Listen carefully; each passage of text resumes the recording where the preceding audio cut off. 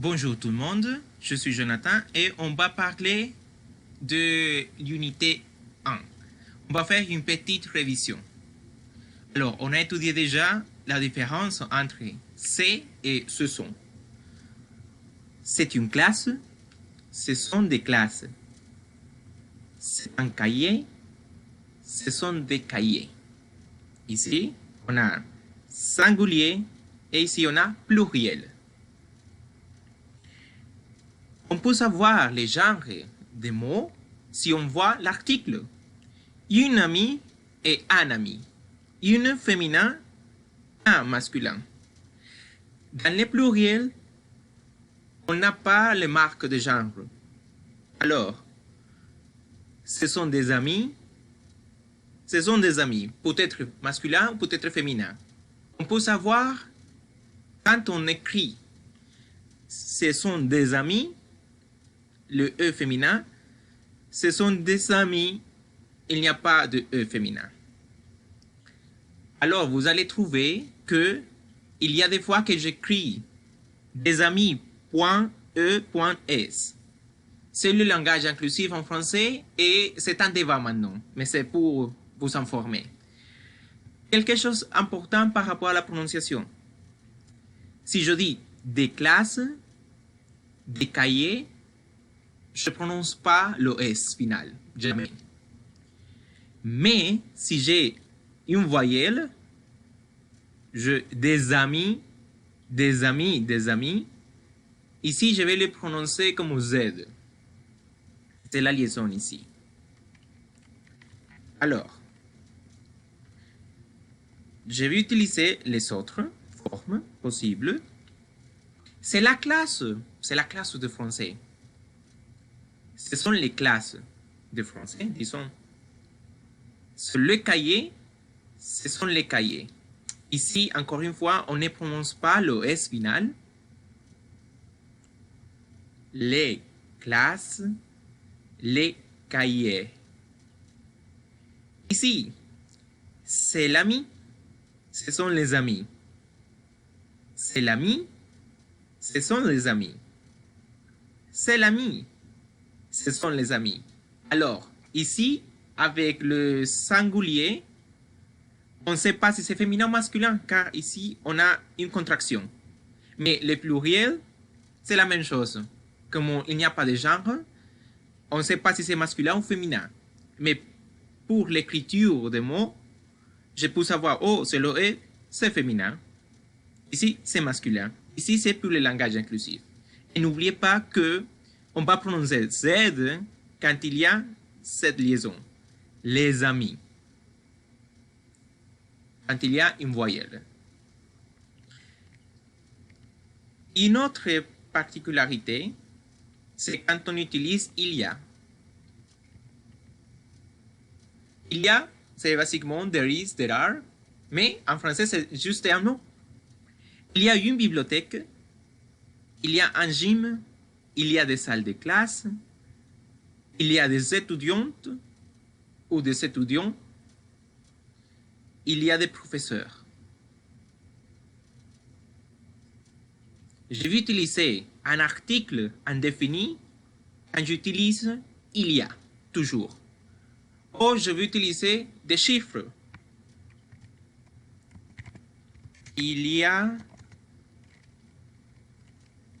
5 questions. Plus, à l'université, il y a plusieurs questions, mais on dirait qu'il y a 5 questions. Alors, quand je vais utiliser c'est et il est. Alors, d'abord, c'est ou ce sont, c'est pour présenter quelqu'un. Et il est pour faire référence à quelqu'un qu'on a déjà mentionné. Par exemple, c'est Jonathan. Il est professeur de français et il est colombien. Ou c'est un professeur de l'université d'Arizona. Il est Jonathan. Alors, faites attention. C'est pour présenter quelqu'un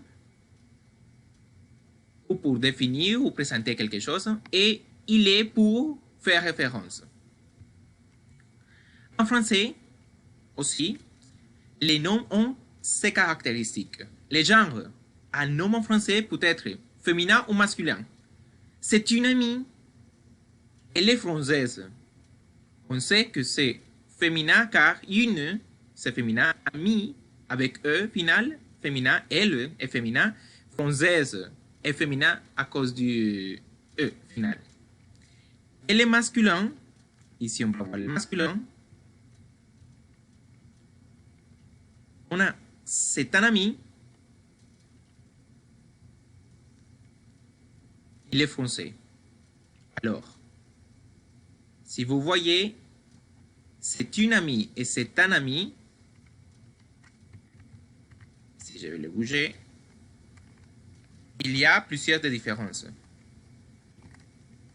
Par exemple, on avait mentionné, oh mon Dieu,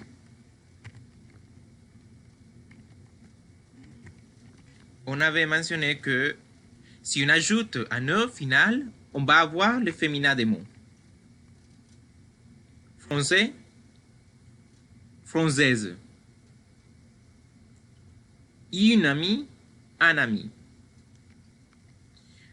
Alors, une autre caractéristique de nom, c'est le nombre, la quantité de choses ou de personnes dont on fait référence. Alors, on a ici, c'est une amie, elle est d'origine française. Quand je dis une, c'est une seule personne. Pluriel, ce sont des amis. Ils sont d'origine française ou elles sont d'origine française. Alors, ici, elle fait des références à ami, la même chose que il. Alors, c'est le pluriel. Et la conjugaison des verbes, c'est le pluriel aussi. Regarde ici. Troisième personne singulier, troisième personne pluriel. Il faut se souvenir aussi, il faut faire attention que les pluriels à déterminaison. Alors, il faut ajouter un S à la dernière lettre. Espagnol, espagnol, comme la nationalité. Espagnol, espagnol. C'est la même prononciation pour les deux. S'il y a un S, il ne faut rien faire, c'est la même chose. Français, français. Mes amis sont français. J'ai un ami français. Tableau. Si ça finit par O, on va ajouter le X. Si ça termine par al, on va changer par O. Cheval, chevaux. Alors, c'est important de savoir ça car la prononciation va changer, surtout dans al. Cheval, chevaux. Mais dans tableau, c'est la même chose car on ne prononce pas la dernière consonne. La plupart du temps. Alors, on va se référer au déterminant. Comment on sait les genres des mots? Alors, on va voir ici. Ce qu'on a, je ne peux pas le voir, c'est basiquement les déterminants.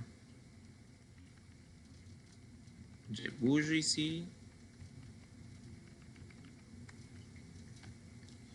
Je vais bouger celle-ci. Pas de souci. Les déterminants ici, c'est basiquement ce qu'on fait. L'article défini et indéfini. Ici, une coquille. Indéfini, un, une, des. Masculin, féminin, pluriel. Et défini, le, la et l'apostrophe, les. Singulier masculin, singulier féminin. Contraction, quand il y a une voyelle devant. Et les pluriels. Les pluriels est invariable, il n'y a pas de genre. Si vous ne savez pas quel est le mot pour les genres, féminin ou masculin, vous allez utiliser ou vous allez faire référence. Vous savez faire référence aux articles indéfinis. Un et une. Si vous dites l'ami,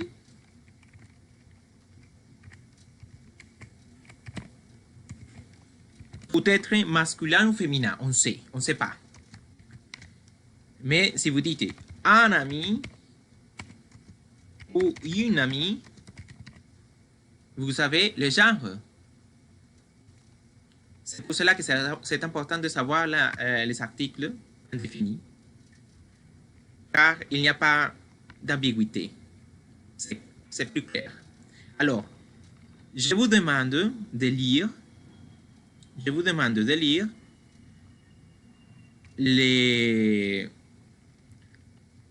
posts d'Instagram que j'ai fait, je crois que c'était hier, pour lire les définitions, surtout des mots qu'on ne connaît pas.